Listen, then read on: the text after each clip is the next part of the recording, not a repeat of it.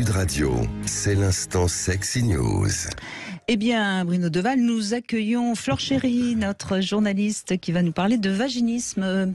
Oui, exactement. Comme il est question aujourd'hui de la santé sexuelle des femmes, je voulais parler de vaginisme. Vaginisme parce que j'ai lu l'excellent livre paru aux éditions La Musardine il y a quelques semaines d'Angela Bonneau et de Margot Morel, deux sexothérapeutes qui en ont marre de voir défiler des patientes dans leur cabinet, se plaignant de souffrir de la peur de la pénétration ou de l'impossibilité d'être pénétrée sans pouvoir mettre un mot dessus, vaginisme, et même quand le mot est posé, il y a finalement assez peu de références pour pouvoir leur donner des supports littéraires pour qu'elles puissent avoir plus d'informations. Alors ces femmes qui souffrent de vaginisme ne sont pas des cas isolés, elles représenteraient un quart de leur patientèle à ces deux sexothérapeutes.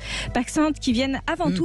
Sauf qu'encore une fois là, c'est une cliente, enfin une patientèle un peu particulière peut-être. Certainement. S'ils sont spécialisés justement dans le vaginisme. Et elles reçoivent principalement je pense pas quand même qu'il y ait un quart des femmes qui souffrent de vaginisme, Bruno Deval. Non, dans la population générale, c'est 1 à 10%. 1 à 10%. Ce qui ne veut rien dire, 1 à 10%. Oui, mais si, ça me paraît assez correct. C'est 1 à 10%, selon les définitions que l'on donne au vaginisme. C'est expliqué très clairement dans le livre. Donc là, je parle de leur patientèle, pas de la population féminine. Un quart, elles estiment que même plus d'un quart des femmes qui viennent les voir, c'est pour une impossibilité au moment de la pénétration.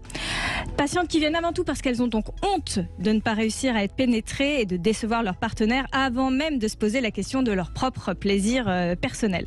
Alors pour Angela Bonneau et Margot Morel, ce mot vaginisme, il est à mettre au pluriel, les vaginismes, car si le symptôme est le même, le périnée se contracte de façon involontaire au moment de la pénétration, la façon de le vivre peut être très différente en fonction des femmes. Le vaginisme peut apparaître au début de sa vie sexuelle ou avec le temps. Il peut s'accompagner de douleurs ou non. Il peut se manifester à chaque pénétration, au moment de mettre un tampon ou chez le gynéco par exemple, ou uniquement dans un cadre sexuel. C'est pourquoi c'est un des phénomènes qui peine encore à être compris par le monde médical, car il se retrouve au carrefour des troubles psychologiques et des troubles physiques. Ce que j'ai particulièrement apprécié dans le livre, c'est qu'il remet de la conscience et de la précision scientifique dans l'acte de pénétration. Cette pénétration, comme elle est invisible pour les femmes, elle est d'autant plus soumise aux représentations sociales et aux symboles qui trompent la vision réaliste de ce qui se passe dans le corps. Pour vous donner un exemple, les femmes qui souffrent de vaginisme peuvent se représenter un hymen qui empêche la pénétration, comme un opercule de pot de yaourt. Ce qu'on sait moins, c'est qu'un hymen est souvent déjà distendu et il est extrêmement rare que la membrane empêche la pénétration. Elles peuvent aussi s'imaginer un mur, une boule, une malformation de leur vagin. Elles peuvent se dire que leur trou, parce qu'on nous dit que c'est un trou, n'est pas assez droit, pas assez ouvert au repos, pas assez grand, sans savoir qu'un vagin c'est pas droit mais oblique, qu'au repos les parois sont collées, ou encore que ces parois ont un fort pouvoir de coller, non, quand même pas. Mais qu'elles sont serrées, que c'est pas un trou béant. C'est une cavité virtuelle. Voilà, c'est une cavité virtuelle, exactement. Et ces parois ont un fort pouvoir de dilatation, et c'est ça qui donne du plaisir. Donc, ce qui est bien dans ce livre, c'est que l'on descende précisément le sujet. Là, j'ai beaucoup parlé de vagin parce que c'est ce mot qui est le plus connu par les patientes. Mais le vaginisme, c'est pas un problème de vagin, c'est avant tout un problème de périnée qui se contracte. Un vagin d'ailleurs dont on parle beaucoup, mais dont les parois n'ont pas un fort pouvoir érogène, c'est bien tout ce qui l'entoure, notamment les racines du clitoris, qui apportent toute la saveur à la sexualité pénétrative. Remettre de la connaissance dans la sexualité, est-ce que ce serait le secret pour guérir du vaginisme ? Pour les sexothérapeutes et autrices de vaginisme, cela a déjà aidé nombreuses de leurs patientes. Oui, en effet, ce qui est encore une fois pareil, c'est qu'il y a des médecins, des gynécos qui ne parlent pas de ça du tout, et donc c'est pas simple pour les femmes de trouver où c'est aller. Une belle présentation. C'est la contraction périnéale profonde. En fait, c'est le levator ani qui se contracte. C'est une contraction réflexe. Ça se traite. Alors, les traitements de première ligne, c'est la rééducation. Très bien, ça se traite très bien. C'est incontournable.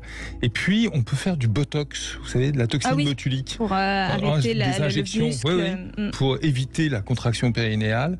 On peut aussi parce que le botox paralyse en quelque sorte les muscles, donc du coup, ils peuvent plus se refermer de manière automatique, instinctive, et ça permet pendant quelque temps donc de ne plus être vaginique. Sauf que le botox, ça dure qu'un temps.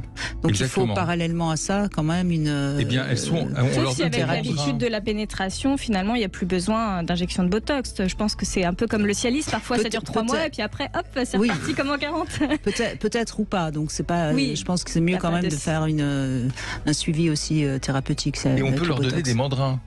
Vous savez, il y a des mandrins, c'est des sextoys, en fait. Les femmes achètent. Il y a le kit spécial contre le vaginisme, absolument. Voilà. C'est dilatateur, c'est ça? Plusieurs tailles. De plusieurs tailles. Elles se mandrinent 2 fois par jour. Et pendant plusieurs temps, pendant un certain temps, et puis après on les revoit pour savoir si elles acceptent le mandrin de taille 4, 5.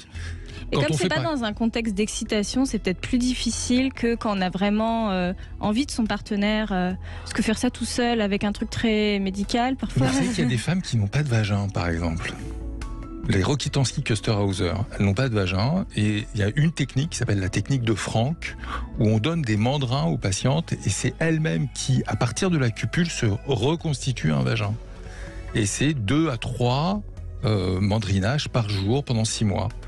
Quand on refait un vagin, quand on fait une vaginoplastie, on fait une dilatation, on recrée un vagin, et ces patientes-là, par exemple l'intervention de Wharton ou un autre type d'intervention, dans les suites opératoires, on leur donne des mandrins et elles se mandrinent.